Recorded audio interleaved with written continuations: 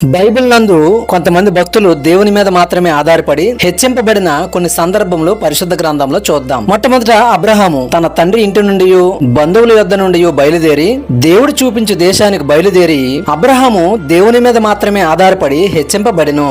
2 యోసేపు సహోదరులు అతని ఇస్మాయేలీయులకు అమ్మివేసిన పోతిఫర్ భార్య వలన చెరసాలలో వేయబడిన యోసేపు దేవుని మీద మాత్రమే ఆధారపడి హెచ్చింపబడిను. 3 మోషే పెద్దవాడైనప్పుడు విశ్వాసమును బట్టి ఐగుప్తు ధనము కంటే క్రీస్తు విషయమైన నింద గొప్ప భాగ్యమని ఎంచుకొని మోషే దేవుని మీద మాత్రమే ఆధారపడి హెచ్చింపబడెను. 4 సమూయేలు చిన్నతనం నుండి తన జీవితాన్ని దేవునికి అర్పించి సమూయేలు దేవుని మీద మాత్రమే ఆధారపడి హెచ్చింపబడెను. 5 దావీదు దేవుని ఇష్టానుసారముగా బ్రతికి తన తరము వారికి సేవ చేసి దావీదు దేవుని మీద మాత్రమే ఆధారపడి హెచ్చింపబడెను. 6 యేసుక్రీస్తు శరీరధారి ఉన్న దినములలో మహారోదనముతోనూ కన్నీళ్లతోనూ తను మరణము నుండి తప్పించగలవానికి ప్రార్థనలను యాచనలను సమర్పించి యేసుక్రీస్తు దేవుని మీద మాత్రమే ఆధారపడి హెచ్చింపబడెను.